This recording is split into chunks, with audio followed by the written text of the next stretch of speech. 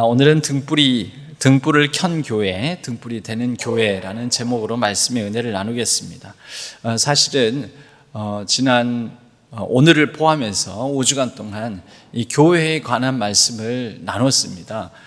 우리 신앙교회가 다음 주면은 99주년이고 100주년을 앞두고 있는데, 이 100주년이 되는 우리 신앙교회가 좀 품고 생각해 봐야 될 특별한 어떤 얘기가 아니라 기본적인 얘기일지도 모르지만, 그러나 본질적이고 핵심적인 얘기를 오늘까지 해서 5주간 동안 나누고 있습니다. 이름하여 저는 이것을 Ancient Future라고 이름을 이렇게 제가 붙인 이름은 아니고요. 우리 많은 교회 선교학자들이 Ancient Future라는 말을 씁니다. Ancient는 고대의 오래된 옛날에라는 영어 단어고요. Future는 미래입니다. 미래. 그럼 어떻게 오래된 것과 미래가 한 이 단어로 이렇게 결합될 수 있는가? 하나의 어떤 뜻을 지니고 있는가?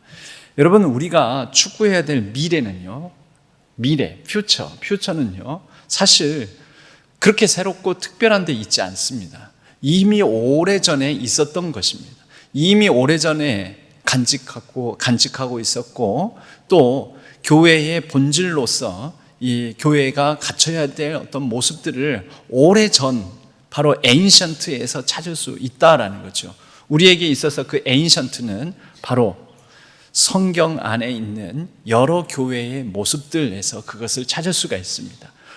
우리가 시대를 살다 보면 세대에 맞춰가고 또 100년의 역사가 지나다 보면 신앙교회도 제도화되고 형식화되고 또 전통으로 굳어지고 여러 이 시간을 거쳐서 진짜 지켜야 될, 본질적으로 우리가 회복해야 될 것들을 놓칠 수가 있습니다. 에인션트를 놓칠 수가 있다라는 거죠. 우리가 미래에 꿈꾸고 비전으로 삼아야 될 것은, 그래서 이름하여 Ancient Future라고 말할 수 있습니다. 우리가 2000년, 신약성경은 약 2000년 전에 기록이 되었고요. 구약성경까지 하면 약 3500년, 4000년 전까지 이렇게 시대를 망라하게 되는데, 짧아봐야 가까운 과거로 해봐야 2000년 전 성경책, 그리고 3,4,000년 전까지 거슬러 올라가는 이 성경 안에서 우리가 앞으로 어떻게 살아가야 할지를 어떻게 찾을 수가 있겠습니까? 우리가 성경을 읽고 상고하고 묵상하고 성경을 해석하고 성경을 적용하는 것도 이름하여 Ancient Future라고 말할 수가 있습니다. 우리 신앙교회가 100년을 넘어서서 앞으로 추구해야 될 것은 미래에 아주 새로운 뭔가에 있는 것이 아니라 어쩌면 가장 기본적이고 중요한 오래전 그 교회의 모습 속에서 찾아야 합니다. 그런 이 과정으로서 이미 지난 4주간 동안에 제일 먼저 모든 질서가 망가지고, 여러분 개구리 재앙 얘기 기억나시죠? 개구리가 침상에도 올라가고 밥상에도 올라가고 이렇게 있어야 될 자리에 있지 않은, 이것이 재앙이다. 여러분, 우리 인간 삶의 세상의 재앙이 무엇입니까? 있어야 될 자리에 있지 않는 거죠. 사람이 있어야 될 자리에 있지 아니하고, 또 하나님이 계셔야 될 그 자리에 하나님을 높여드리지 못하고, 결국 제일 첫 번째는 신앙교회가 품어야 될 에이션트 퓨처로서 예배를 말씀드렸습니다. 여러분, 우리가 이걸 회복해야 됩니다. 하나님을 하나님의 자리에, 그리고 우리는 사람은 사람의 자리에. 여러분, 그래야지 이것이 재앙을 피한 것입니다. 세상에는 각자 있어야 될 자리를 잡는 것이죠. 두 번째로는 예수님께서 말씀하신 섬김에 대한 얘기를 나눴습니다. 이방인들은 임의로 주관하고, 임의로 자기 마음대로, 자기 욕심껏 힘 있으면, 돈 있으면 힘과 돈을 바탕으로 임의로 주관하되, 너희끼리는 그래서는 안 된다. 너희가 자유를 가졌으나 그러나 그 자유로 육체의 기회를 삼지 말고 오직 사랑으로 서로 섬기는, 종 노릇하는 그러한 일이 있어야 된다. 몸소 예수님께서 보여주셨지요. 자기 자신을 많은 사람의 대속물로 내어주심으로 바로 우리에게 섬김의 본을 보여주셨습니다. 여러분, 이 에이션트 퓨처로서 두 번째 신앙교회가 품어야 될 비전이 바로 섬김입니다. 섬김. 세 번째로는 습관을 말씀드렸습니다. 우리 신학교회가 갖춰야 될 문화가 있는데 이 문화는 한 사람 한 사람의 거룩한 영적 습관, 영성은 바로 여기에서 나온다라는 것이죠. 과연 우리는 어떤 습관을 지니고 있는가? 신학교회는 어떤 문화를 가지고 있는가? 신학교회가 다른 교회와 다른 특별한 점은 무엇이 있는가? 여러분, 우리가 가진 그 모습이 우리가 익숙하게 여기는 우리 신앙교회만의 그 독특함, 특별함이 사실은 신앙교회의 영성의 수준인 것입니다. 우리는 일상적으로 습관적으로 무엇을 하는가, 어떻게 사고하는가, 여러분 그것을 신앙교회가 품어야 될 세 번째로 영성을 습관적인 영성의 습관을 말씀드렸습니다. 네 번째로 제사장적 삶, 이것이 선교다라는 선교의 비전을 제사장적이라는 것이라고 말씀드렸습니다. 제사장은 계급이나 위계가 아니라 사명의 다른 이름입니다. 그래서 제사장이라 함은 자기 자신을 세상의 빛으로 스스로 하나님을 드러내고 보여주는 그런 삶으로서 이 제사장적 삶을 살아갈 때 이것이 사명이 되어서 우리가 감당할 때 하나님을 전하고 알리는 그러한 일이 일어나는데, 바로 그러한 공동체의 비전으로서 우리는 예수 그리스도를 믿는 부분에 관하여서는 이것만큼은 독보적이어야 되죠. 이것은 섞이면 안 됩니다. 우리는 예수 그리스도를 오직 우리의 구원자 되심을 믿습니다. 그러나 왜 예수 그리스도를 이 시대에도 믿는데 예수 그리스도에 관한 소망에 관한 이유를 묻는 자들이 있을 경우에는 온유와 두려움으로 온유하게 부드럽게, 그래서 이름하여 부드러운 차별성을 우리는 가져야 됩니다. 다른 사람에게 표현할 때는 부드럽게, 그러나 우리가 지켜야 될 것에 대해서는 차별적으로 차별화되어서 독보적으로 그것을 지켜야 됩니다.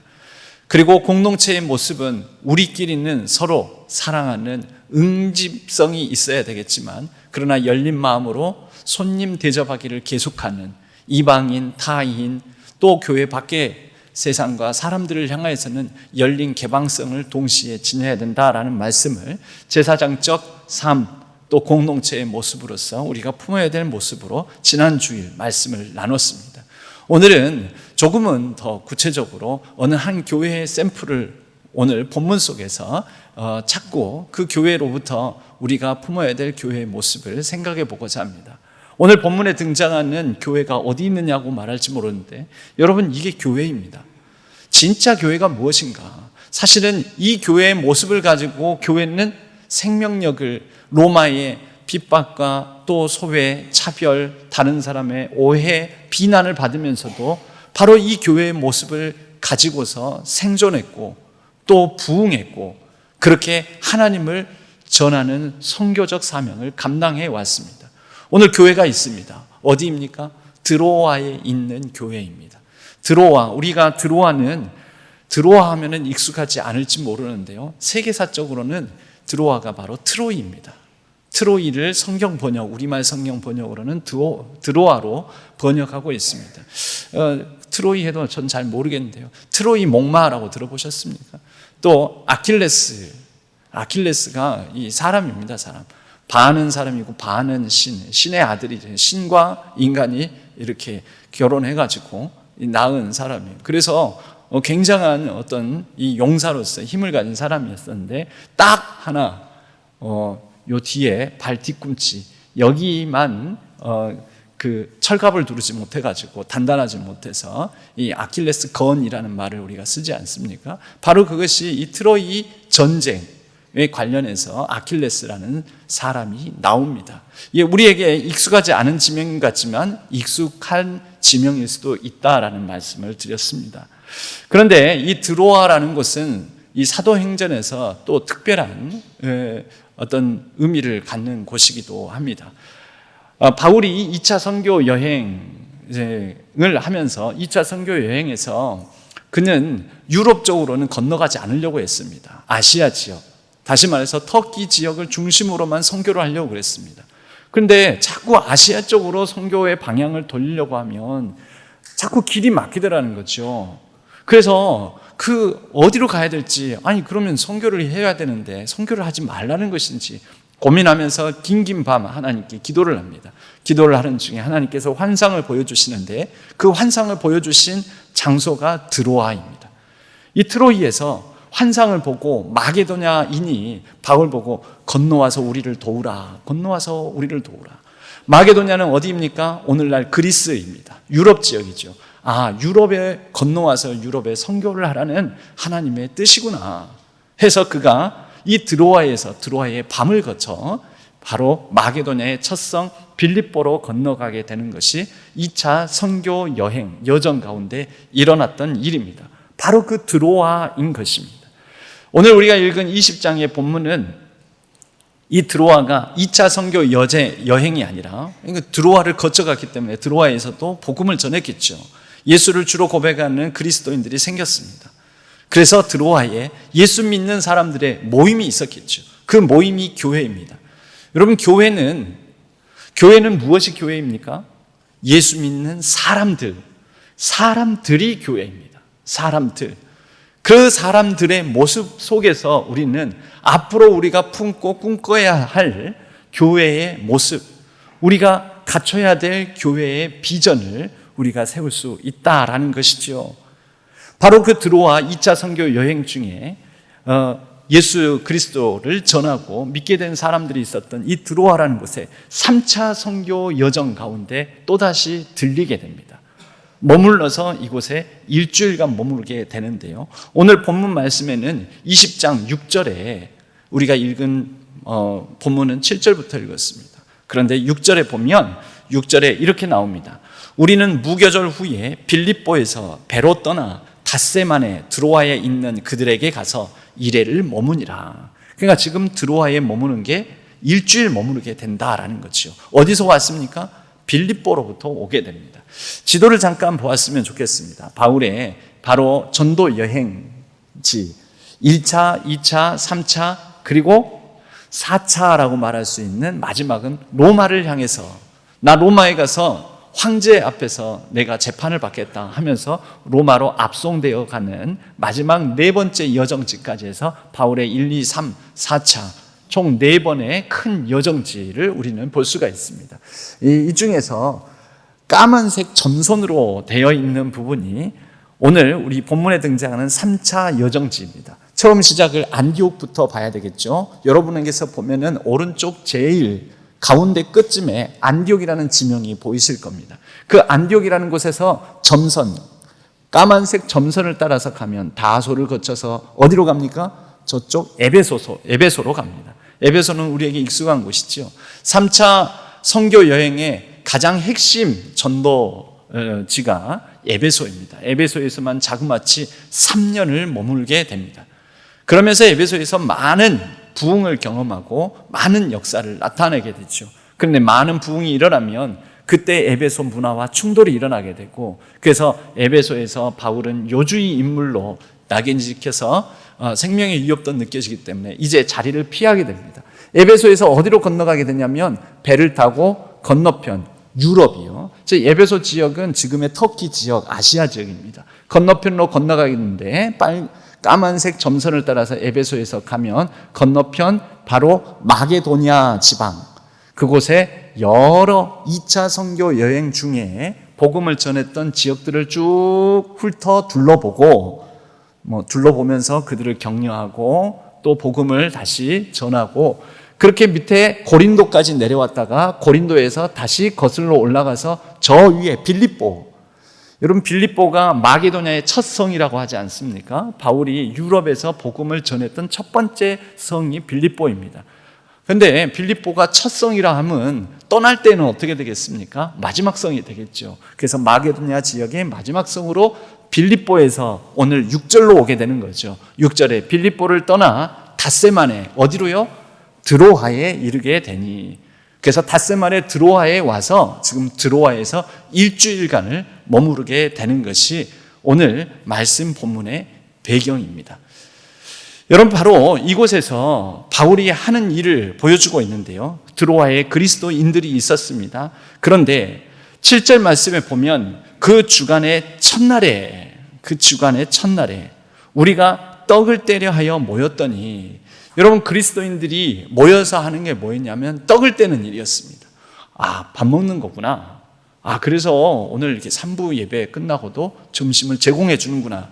여러분, 이 떡을 땜이 그 떡을 땜이 아닙니다. 단순히 사도행전에 특히 떡을 뗀다라는 표현들이 나오면 그 떡을 떼는 것은 성찬을 겸하는 식사 교제입니다.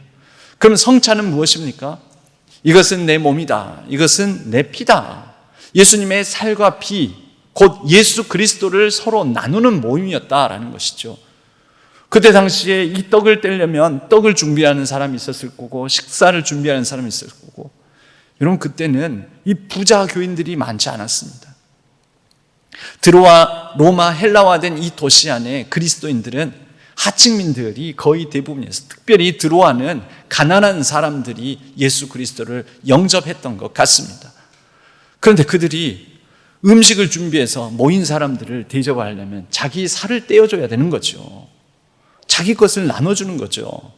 여러분, 바로 이 가운데에서 예수 그리스도의 사랑을 나누고 예수 그리스도의 말씀을 나누고, 그래서 떡을 뗀다라는 이 표현은 성찬과 더불어 말씀의 교제가 있는 예배가 이루어졌다라는 의미를 갖습니다. 사도행전을 읽으면서 떡을 떼었다 하면 성찬이구나, 말씀의 교제가 있었구나, 예배가 이루어졌구나, 이렇게 보시면 됩니다. 주간의 첫날이니까 이 날이 어떤 날이겠습니까? 보통 주간의 첫날, 한 주간의 시작, 그럼 마지막 날이 있어야 되겠죠. 유대인들, 히브리인들에게 있어서는 일주일은 마지막 날이 안식일, 토요일입니다. 유대인의 안식일은 토요일이니까요. 토요일 지나고 난 주간의 첫날이니까 이 날은 무슨 날이겠습니까? 토요일 다음 주일인 것이죠. 우리는 주일로 말하고 일반적으로 일요일이라고 말하는 그 날에 그들은 모여서 떡을 떼며 성찬을 행하고 예배를 드렸던 것입니다. 여러분, 그리스도인들이 해야 되는 드로아 교회를 통해서 우리가 배울 수 있는 것은 바로 이 부분입니다. 먼저는 함께 모여 자기의 것을 나누며 예배를 드렸다. 그런데 이 예배를 드린 장소가 중요합니다. 바울이 그곳에서 그 다음 날 떠나고자 했기 때문에 이제 일주일을 같이 머물렀습니다. 그 다음 날 떠나기 때문에 밤중까지 늦게 강론을 계속하였다. 그래서 밤에 모였기 때문에 등불을 많이 켜두었다. 유두고라는 청년이 9절에요. 창에 걸터 앉아 있다가 깊이 졸다가 그만 떨어져 버렸습니다. 떨어졌는데 그가 떨어진 곳이 어디라고 나오냐면 3층에서 떨어졌다라고 9절 뒷부분에 3층에서 떨어지거늘 이라고 나옵니다. 여러분, 이 말씀을 이해하기 위해서는 당시 이 인구가 밀집되어 있는 로마 시대의 도시들의 가옥 구조를 봐야 됩니다. 그림을 잠깐 보면요, 이때 당시 실질적으로 최초의 아파트라고 말해지는 인슐라라는 그런 가옥 구조가 로마의 도시들에 세워지게 됩니다. 이유는요, 땅은 한정되어 있는데 번영하는 도시일수록 많은 사람들이 모이게 되고, 그럼 많은 사람들이 살아야 되는데 어떻게 살겠습니까? 땅이 한정되어 있는데. 그래서 집을 높이 짓는 것이죠. 2층, 3층, 4층, 5층. 그래서 보통 4, 5층까지 지어진 아파트가 있었다라는 거죠. 이것을 인슐라라고 합니다. 실제 유적은 이런 유적이 발견되고 남겨져 있습니다. 위에 3층, 4층 부분은 파괴가 돼서 안 보이고 지금 2층 정도까지만 보이는데, 이렇게 로마에 상당히 인구 밀집적인 아파트 주택들이 많이 건설되었다라는 것이죠. 지금 3층에서 떨어졌다고 하잖아요. 그러니까 이 3층 집이었다는 것은 이런 인슐라라는 아파트에서 모였다라는 의미입니다. 여러분, 그때 당시에는 특별히 예배를 드리는 장소가 있지 않았습니다. 그래서 각 사람들이 머무르는 사는 집에서 모였습니다. 그 각 집에서 떡을 떼고 말씀을 듣고 교제하고. 낮에 모였을까요? 낮이 아닙니다. 밤입니다. 왜 밤일까요? 여러분, 여기에도 초대 이 드로아 교회의 교인들을 구성하고 있는 사람들의 삶이 담겨져 있는 거죠. 낮 동안에 뭐 했을까요? 일합니다. 그것을 볼 때 이 사람들이 낮에 마음대로 다니고 자유로운 시간적 여유가 가진 경제적 여유가 있는 사람이 아니었음을 우리는 확인할 수가 있습니다. 낮 동안에는 주인집에서 주인을 섬기며 주인이 시키는 일을 하고 노예, 하층민, 종으로서 살아가다가 주인이 잠들고 난 다음에 그들은 피곤하고 지친 몸을 이끌고 그리스도인들의 어느 집에 모여서 등불을 켜고 말씀을 나누고 성찬을 나누고 서로 삶을 나누는 교제를 했던 것입니다. 여러분, 이것이 교회의 모습이었습니다. 에인션트, 그러나 우리가 퓨처, 미래에 품어야 될 교회의 모습. 자그마치 300년이 넘는 시간 동안 특정 예배 공간이 없었습니다. 그냥 각 가정에서 모였고, 형편이 안 되면 저런 아파트 밀집 지역에서, 여러분 아파트라고 하니까 좋은 아파트, 요즘은 그래도 아파트면 최소한 20평, 방 3개, 화장실 2개, 또는 옛날 9억 20평은 뭐 그래도 방 2개, 화장실 1개, 뭐 이러지 않습니까? 30평대면 최소한 방 3개, 화장실 2개. 여러분, 예전에 저 아파트라고 하는 저 한 공간, 저 위에 3층을 보십시오. 그래도 2층까지는, 1층에는 보통 상점으로 쓰고요. 그러니까 주상복합이에요. 주상복합. 그리고 2층에 주택이 있거나, 그러면 2층에 사는 사람은 좀 잘 사는 사람이에요. 3층, 4층, 5층에 사는 사람은 가난하고 못 사는 사람들이에요. 왜 그렇습니까? 옛날에는 엘리베이터가 없잖아요. 오르락 내리락 하기가 고층일수록 쉽지가 않아요. 그리고 위층일수록 상수, 물이 안 나와요. 물을 끌어올려야 되잖아요. 옛날에는 그런 기술이 없으니까 상수가 쉽지가 않습니다. 물 하수를 버리기도 쉽지가 않습니다. 환기가 되지 않습니다. 화재가 날 경우에는 대피가 쉽지가 않습니다. 그래서 가난한 사람들이 몰려든 인구 밀집 형태에서 사는 집이 바로 3층 이상의 공간에서 살았습니다. 공간은 좁았습니다. 배기도 환기도 되지 않았습니다. 그런데 그곳에서 떡을 굽습니다. 등불을 켜면 기름 냄새가 납니다. 그리고 하루 종일 일하고 온 사람들은, 여러분 그 사람들이 뭐 씻고 왔겠습니까? 가난한 사람들이 땀 냄새가 쪄들어서 땀 냄새가 풍깁니다. 그 사람들에게 배어있는 하층민들의 악취가 진동하는 좁은 공간 안에 모인 공동체. 여러분, 자그마치 300년 넘도록 이런 식으로 모였습니다. 예배당의 특정이 없었습니다. 건물 중심이 아니었다라는 것입니다. 392년 기독교가 로마의 국교화가 되고 312년 기독교가 공인되기 전까지 이렇게 밤중에 등불을 켠 모임들을 그들은 좁은 공간에서 형편이 되는 대로 각 집에서 형편이 되는 대로 자기 자신의 것을 내어주는 사람의 각 가정에서 모였다라는 것이죠.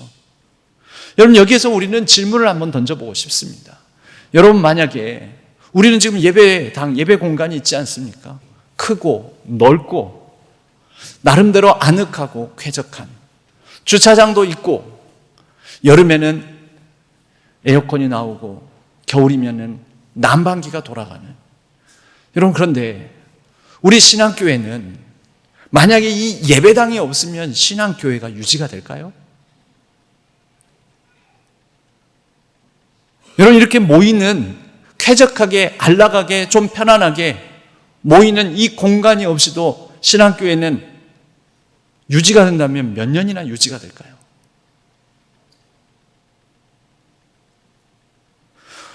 초기 기도회, 초대 기도회는 300년을 지속했습니다. 단순히 생존하거나 지속한 것뿐만 아니라, 단순히 유지된 것뿐만 아니라 이 300년 동안에 로마 전역을 복음화시켰습니다. 여러분, 진짜 능력은 이거 아닙니까? 무엇이 이 로마 박해 상황 속에서도 가난하고 하층민들이 땀냄새 쩔어 있는 그 가운데서도 모여가면서 교회가 유지될 수 있는 그 능력은 어디 있었겠습니까? 100주년을 앞두면서 또 우리 장로님들하고 고민을 합니다. 우리 교회가 조금 이렇게 함께 대규모로 모이는, 대그룹으로 모이는 이 예배당에서 예배 드리는 자리에서 모이는 이 모임 말고 작은 교회로서, 작은 그룹으로서, 소그룹으로서 모이는 것도 활성화가 돼야 되는데, 여러분, 그럼 작은 그룹, 목사님 우리 구역 있어요. 질문을 드리겠습니다. 여러분 구역 모임 잘 되십니까?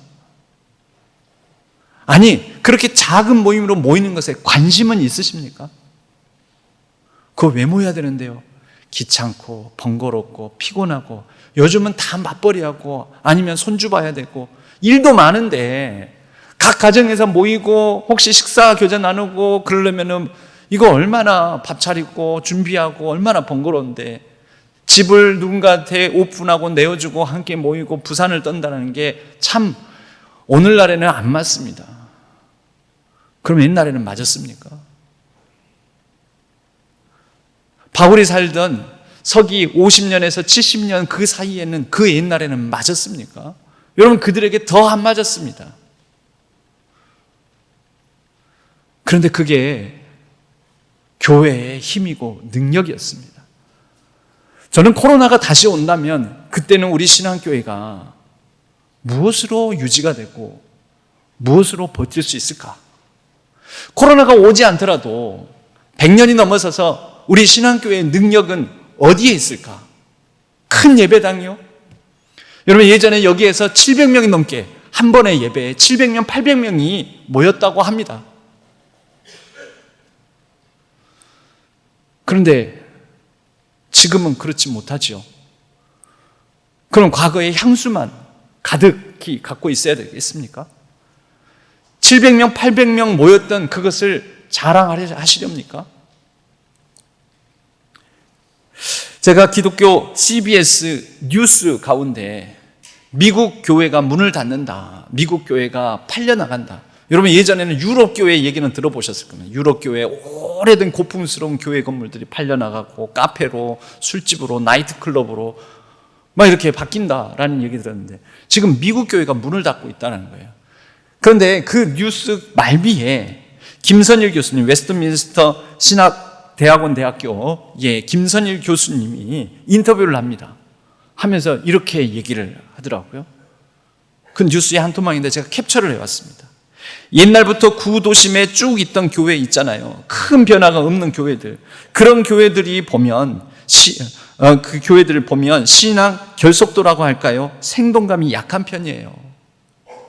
그 다음이요, 미국의 사례를 보면 전체 교회들이 다 그런 게 아니라 상당히 오랫동안 관료화된 교회, 제도화된 교회들이 다 죽어가는 거거든요.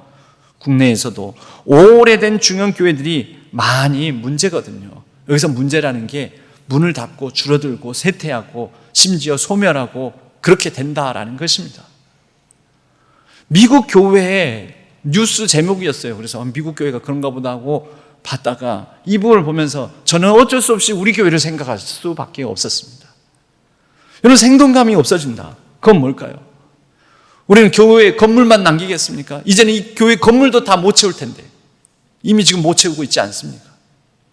예전에는 그 부에 꽉꽉 들어차서 막 통로까지 앉는 경우도 있었다고 그러는데, 그러면 교회 당에서도 안 모이고, 그러면 이제 우리는 무엇이 남을까요? 심지어 앞으로는 코로나 같은 전염병이 또 생길 수도 있다고 그러는데, 우리 교회의 힘과 능력은, 우리 교회의 유지, 존속, 생명력은 이제 어디에 있어야 한다라는 것입니까? 여러분, 저는 드로아 교회에서, 드로아에 모인 이 사람들에게서 힌트를 얻습니다. 오래된 교회의 모습이지만, 이게 우리의 퓨처, 에인션트 퓨처여야 된다. 여러분, 그들은 피곤하고 지치고 냄새나고 비좁고 모이기 힘겨워도 밤중에 등불을 켰습니다. 함께 모이고 함께 교제하고, 떡을 뗐다라는 건 사랑을 나눴다는 것이요, 서로의 악취가 전혀 거리낌 없었다라는 것, 여러분, 이것은 서로 하나 되는 공동체를 이뤘다라는 것입니다. 그들의 일상을 나눴다라는 것입니다. 떡을 그 좁은 공간 안에서, 여러분, 저기에 특별히 3층 이상에는 화덕이 없었습니다. 부엌이 없었습니다. 그래서 옛날 우리 고구마 또는 군밤 꼬먹던 화로 있죠, 화로 같은 데서 떡을 구웠습니다. 환기배기가 안 됩니다. 탄내, 싼내가 납니다. 근데 사람들이 밀어닥칩니다. 종이 흘린 땀, 그 땀 냄새가 배어 있습니다. 가난한 하층민들에게서 나는 특유의 냄새들이 있습니다. 그런데 개의치 않았습니다. 이 사람은 고기 구워 파는 일을 하다 왔나 보다. 그 사람에게서 그 고기 굽는 냄새가 배어 있습니다. 여러분, 그런 냄새를 서로 개의치 않았다는 것, 개의치 않으면서 모일 수 있었다는 것은 일상을 나눴다라는 것이죠. 사랑을 나누고 일상을 나누고. 여러분, 우리 신앙교회의 앞으로의 비전은요, 또 하나님께서 사실 품었던 비전이 그렇습니다. 하나님의 비전이 대규모의 건물에 있겠습니까? 어떤 특별한 어떤 뭔가 있겠습니까? 그렇지 않습니다. 함께 사랑을 나누는 작은 모임이라도, 적은 떡과 물고기라도 오병이어처럼 나누는 그 모임, 그 공동체가 하나님의 꿈이었습니다. 그래서 너희는 제사장 나라다, 거룩한 백성이다, 하나님의 소유가 된 거룩한 나라, 거룩한 백성이다 라고 하나님께서 자신의 비전을 선언하신 것 아니겠습니까? 그 거룩함이 크고 대단한 데 있겠습니까? 그렇지 않습니다. 작은 것에 있습니다. 작고 연약하고 부족하고 미천한 가운데 있었던 것입니다. 그 가운데 말씀의 등불을 켜고 사랑의 교제를 나누고, 예수님께서 마태복음 5장 14절 산상수훈 가운데서 말씀하십니다. 너희는 세상의 빛이라. 산 위에 있는 동네가 숨겨지지 못할 것이요, 산 위에 있는 동네가 숨겨지지 못한다. 그러면 산 위에서 빛을 들면, 등불을 밝히면 모두가 다 볼 수 있었겠죠. 모두가 다 캄캄한 고단 일상을 살아내고 잠든 시간에, 그 밤에 드로아에 있는 어떤 한 집 3층 집에 등불이 많이 켜져 있습니다. 사람들이 주목했겠죠. 저 집은 밤 늦게까지 등을 켜고 뭐 하고 있는 걸까? 피곤하지도 않나? 뭔 모인데, 뭔 사람들이 모여서 뭔가 막 말씀을 나누고 막 그런데, 왜 그런데 피곤하게? 이 야밤에 뭔 난리래? 저 사람들은 잠도 없나? 근데 그랬습니다. 여러분, 너희는 세상의 빛이다. 산 위에 있는 동네가 숨겨지지 못할 것이다. 숨김이 없죠. 다 드러나는 거죠. 그런데 이 빛이 무슨 빛이 되었겠습니까? 서로 사랑으로 교제하고 말씀을 나누고 말씀의 빛이 되어서 그 가운데 그들이 누리고 받게 된 그 빛은 세상 사람들에게 다시 다른 삶으로 드러나는 선교의 빛으로, 하나님을 전하고 알리는 빛으로 그렇게 알려졌던 것입니다. 그들이 나눴던 사랑의 교제는 어두운 로마 시대 문화 속에서 한 줄기 빛과 같았습니다. 등불을 켜고 등불이 되는 교회가 들어와 아주 연약하고 가난한 가정에서 모이는, 인슐라라고 아파트에서 모이는 이 소그룹, 여러분 여기에 한 30명 모였을까요? 50명 모였을까요? 100명 모였을까요? 당시 이런 집에 모이는 인원이 최대 모여봤자 공간의 한계상 20명 넘게 모이지 못했다고 합니다. 14명 정도 평균적으로, 적게 모이면 5명. 여러분 딱 소그룹 아닙니까? 우리 신앙교회가 회복하고 품어야 될 비전이 바로 이 작은 거룩한 모임들, 등불을 켠 모임들, 그래서 등불이 되는 모임들이어야 하지 않을까요? 말씀은 계속 이어집니다. 유두고라 하는 청년이 그 3층에서 떨어집니다. 아이고 세상에, 어떤 목사님들은 이 말씀 본문을 가지고 그렇게 설교하시는 분도 있었습니다. 그러니까 말씀 시간에 말씀에 집중 못하고 졸면은 이렇게 떨어져 죽습니다. 저는 그렇게 생각하지 않습니다. 여러분, 인슐라라는 가옥 구조, 그리고 인슐라라는 이 아파트에 밤중에 모인 사람들의 삶을 이해한다면, 그들의 그 피곤하고 고단한 일상을 생각한다면, 여러분 이 밤에 등불 켜고 말씀의 등을 따라서 말씀 듣기 위해서 모인 이 자체만으로 얼마나 대단합니까? 그리고 얼마나 졸리면 창문 턱에 걸터 앉아서 거기서 생명의 위협이 느껴지는데도 졸고 있을까요? 그러니까 여러분, 저는 오히려 다르게 이 말씀을 해석하니까요. 졸립다고 피곤하다고 예배 시간에 집에 계시지 마시고 그냥 교회 와서 주무시기 바랍니다. 교회 와서 졸더라도 주무시더라도 와서 주무세요. 와서 주무시고. 저는 얼마나 고단하실까. 저는 주무시는 분들을 한 번도 탓하지 않습니다. 앞으로도 안 탓할 겁니다. 근데 교회 안 오시는 분들은 조금 뭐라 할 겁니다. 그거는 좀 안 됩니다. 고단하더라도. 그런데 사람들이 이제 난리가 난 거죠. 이런 문제 없는 교회가 어디 있겠습니까? 문제가 생긴 겁니다. 10절에 바울이 내려가서 그 위에 엎드려 그를 품에 안고 말하되, 특별한 일을 할 줄 알았습니다. 저는 여기까지 보고. 그런데 떠들지 마십시오. 이 야밤에 덕이 안 되게 떠들지 말고. 보니까 안 죽었습니다. 아직 생명이 그에게 있습니다. 딱 요 말만 하고 11절에 보니까 올라갑니다. 아니 특별히 안 숙이더라도 좀 해주시지. 그 말이 없습니다. 그냥 올라가서 떡을 떼어 먹고, 바울도 힘들었겠죠. 밤새서 말씀 전하니까 떡을 떼어 먹고 오랫동안 날새기까지 말씀을 전합니다. 뭐라? 어떻게 보면 이상한데 여러분, 이것이 드로아 교회의 능력입니다. 우리는 보통 특별함을 강구합니다. 특별 집회, 특별 기도회, 특별 안수기도, 특별. 우리는 특별에 중독된 어쩌면 환자 아닙니까? 드로아에는 특별함이 없습니다. 여러분, 여전한 일상이고 또 3층에서 떨어지는, 이건 특별한 일이 될 수가 있는데, 이것은 교회에 일상적으로 있는 사건, 사고라고 볼 수가 있습니다. 문제가 있습니다. 그런데 그런 가운데서 그들이 한 일은 괜찮습니다. 그리고 여전히 그들이 늘 나누고 상고하고 묵상했던 말씀의 자리로 돌아갔다라는 것이지요. 특별한 뭔가를 행위를 하고 바울이 그 다음날 떠났다면 어떻게 될까요? 뭔 문제만 생기면 또 바울만 찾을걸요.